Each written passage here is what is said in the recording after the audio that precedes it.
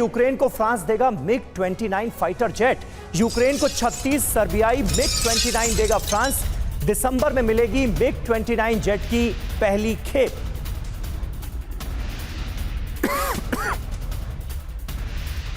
और इस बीच एक और बड़ी खबर आपके सामने रख दे। यूक्रेनी जवानों पर रूस का ड्रोन अटैक हुआ है। सैन्य पोस्ट पर तैनात सैनिकों पर यह हमला ड्रोन की मदद से किया गया। रूसी ड्रोन हमले में उधर रूसी आर्मी को मिली ग्लाइड बम की नई खेप। बड़ी खबर आपको बता दें, पहले से ज्यादा ताकतवर ग्लाइड बम दिया गया है। फैब 500 से भी ज्यादा विनाशक है ये बम। यूक्रेन में रूस कर रहा है ग्लाइड बम का इस्तेमाल।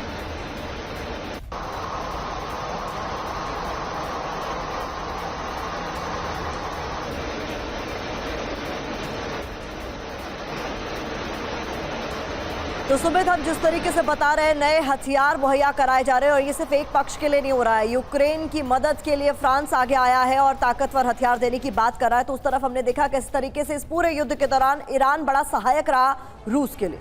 देखिए, बिल्कुल रूस की अगर आप रणनीति को देखें, खासतौर पे अभी वो मंगोलिया गए, इससे पहले आपने देखा कि वो खासतौर पे वियतनाम भी गए थे। उसके अलावा आप देखें कि कई और देशों का, चीन भी जा चुके हैं, कई देशों का, ईरान भी। वो लगातार इसलिए ट्रैवल कर रहे हैं, वो लगातार इसलिए जा रहे हैं क्योंकि एक अलायंस बनाने की कोशिश की जा रही है। और ये इसलिए क्योंकि रूस अपने सारे सहयोगियों को, या फिर आप अपने एक बड़े अलायंस को खड़ा करना चाहता है नाटो के खिलाफ। और ये दिखा रहा है कि हम देखिए आपसे ज्यादा ताकतवर है। नॉर्थ कोरिया हो, खासतौर पे ईरान हो, चाहे चीन हो, ये ऐसे देश हैं जो चीन की लगातार मदद कर रहे हैं। एक तरीके का बार्टर सिस्टम चल रहा है, जहां पर लगातार ये सारे देश, चाहे वो नॉर्थ कोरिया हो, चाहे ईरान हो, इनको मिसाइल दे रहे हैं। ये अपने ड्रोन्स और दूसरे एयर डिफेंस मैकेनिज्म उनसे शेयर कर रहे हैं, टेक्नोलॉजी शेयर कर रहे हैं। तो निश्चित तौर पर एक अलायंस बनाने की कोशिश कर रहा है रूस, जिसमें नाटो को सीधी चुनौती दी जा सके, और वो हो भी रहा है। अभी नॉर्थ कोरिया लगातार जिस तरीके के आपने देखा कि ज्यादातर उसके जो टेस्ट है वो बढ़ चुके हैं। लगातार नॉर्थ कोरिया एक बड़ा पोस्चर कर रहा है, डरा रहा है ना सिर्फ साउथ कोरिया को बल्कि अमेरिका को भी। तो निश्चित तौर पर रूस एक साझीदार तैयार कर रहा है अपने साथ,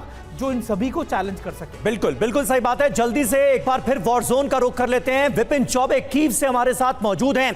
विपिन, आप लगातार इतने दिनों से जंग को कवर कर रहे हैं, इस वक्त भी आप कीव में मौजूद हैं। क्या यूक्रेन को, प्रेसिडेंट ज़ेलेंस्की को इस बात का भी एहसास है कि वो इस्तेमाल हो रहे हैं, यूक्रेन का इस्तेमाल किया जा रहा है? नेटो कंट्रीज यूक्रेन के कंधे पर रखकर बंदूक दाग रहे हैं रूस पर। देखिए, from the very first day of war ये बात बहुत ज्यादा क्लियर है कि रशिया जैसे ताकतवर मुल्क से अगर यूक्रेन भिड़ा है तो उसके पीछे ताकत वेस्टर्न वर्ल्ड है और यूरोप के कुछ देश और नेटो है। और अब जब लगभग 2.5 साल से ज्यादा का वक्त बीत चुका है, तमाम यूक्रेनियंस मुझे ऐसे मिलते हैं जो ये परेशान है और वो ये कहते हैं कि बेवजह हमको युद्ध में झोंक दिया गया और हम ये युद्ध नहीं चाहते, अब ये खत्म होना चाहिए। लेकिन अब सवाल ये है कि ज़ेलेंस्की अगर पीछे जाएंगे तो बहुत कुछ गंवा कर जाएंगे और आगे बढ़ नहीं सकते हैं। ऐसे में अब उनके पास विकल्प क्या है? विकल्प यही है कि कल भी अमेरिका उनको इस्तेमाल कर रहा था, आज भी अमेरिका उनको इस्तेमाल कर रहा है, कल भी उनको इस्तेमाल किया जाएगा।